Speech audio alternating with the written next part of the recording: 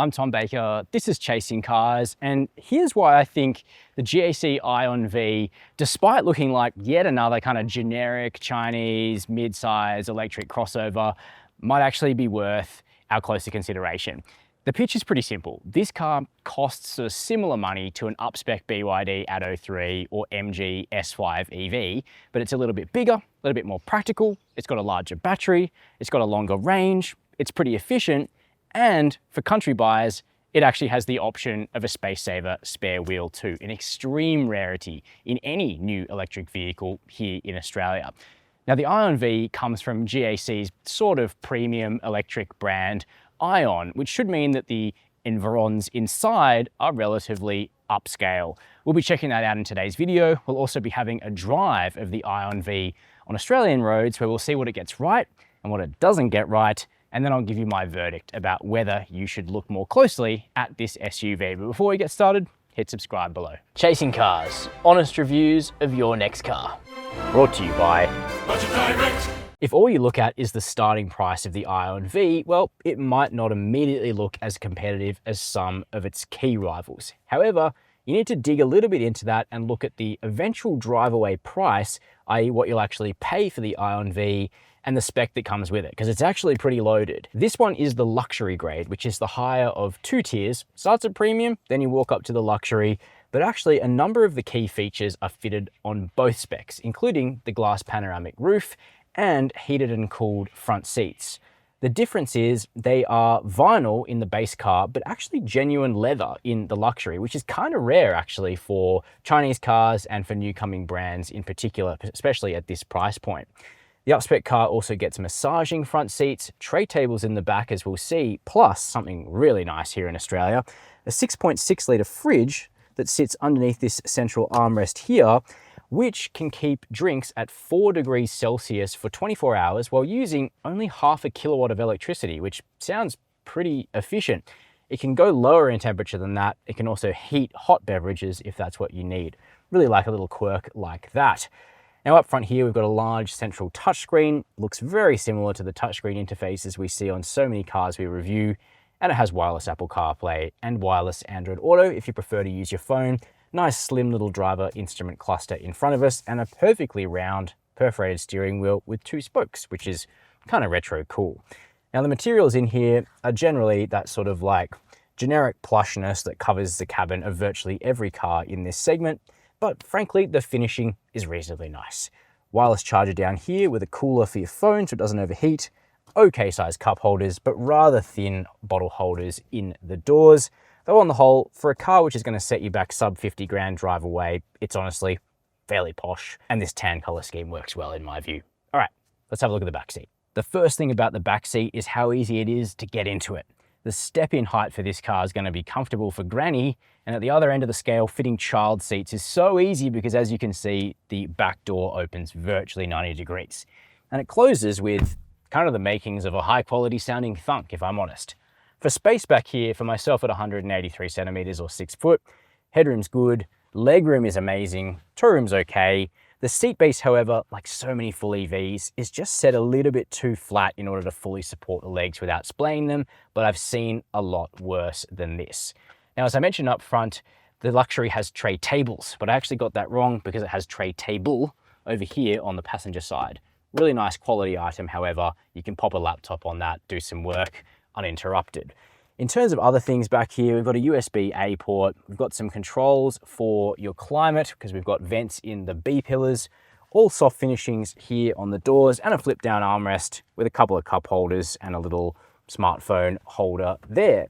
So it's spacious, amenities are decent, and the view out of this square box with big windows is really decent. Moving around the back of the Aion V now, a word on styling. Frankly, I think this little bread van actually looks quite cool.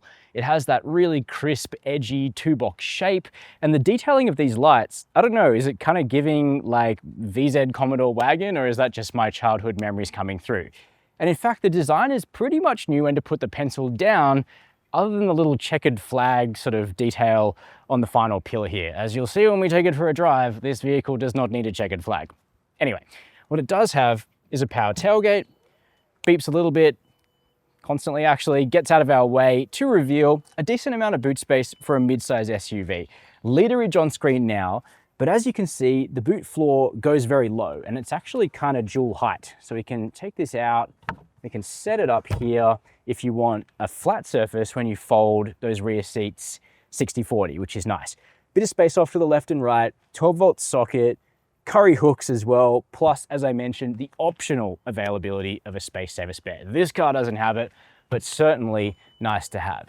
A control up there to close that tailgate as well, which means it's now time for us to talk about what the Aion V is going to cost you to run. The Aion V has a bigger battery than its closest rivals, and its 75.2 kilowatt-hour LFP pack is good for 510 kilometers of range WLTP. On our test, we came close to the claim. We got 15.2 kilowatt hours per 100 kilometers for 494 kilometers of tested range. Not bad. Charging speeds are also pretty good. DC charging peaks at 180 kilowatts, and it manages to maintain about 140 kilowatts from 10 to 80%, gaining 345 kilometers in 24 minutes.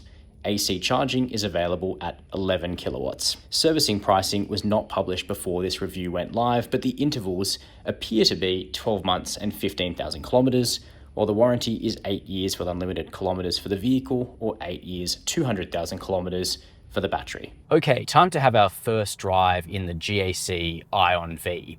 Now, there are some things that this electric SUV does really well, and some areas where the dynamics will benefit from some improvement over time. The first thing that I like about the Aion V is that it's got an acceptable level of performance. It's certainly no sports SUV, and the 150 kilowatt, 210 Newton meter front electric motor is not going to set the world on fire. But in classic electric SUV responses, it gets off the mark promptly and it's got enough power to do what you need. It also takes on extra weight pretty well. With a couple of additional passengers on board, it still feels prompt, although never that fast. And some rivals, particularly ones that have a little bit more peak torque, do ultimately feel nippier.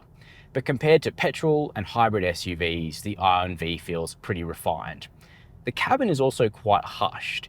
It's really only interrupted by a little bit of noise from the tires because there's a fairly decently sized 19-inch wheel and tire package fitted as standard to the Aion V. You get a little bit of rumble and rush coming up from the bottom of the vehicle from that package. The rest of the experience is generally pretty relaxed. The steering is totally inoffensive. The front wheels do what you expect them to do with reasonable grip levels most of the time, although there's no real road feel, par for the course for this segment. Where some improvement is needed dynamically is to the suspension of the Aion V. The way this car rides and handles reminds me very much of a Chinese domestic market tune of a car like this.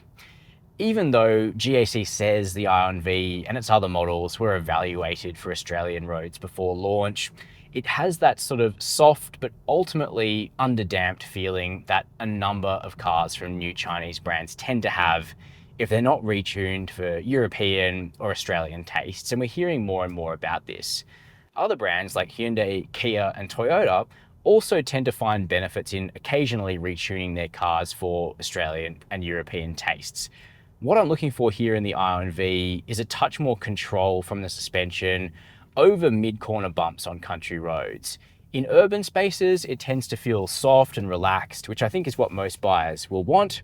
But on Australia's sort of bumpy, twisting country roads, the underlying hardware can get a bit flummoxed, and you can tend to get this underdamped pogoing reaction coming off a bump, which well-tuned rivals like the MG S5 EV, which was extensively tuned in Europe, just don't have. That's a better car to drive.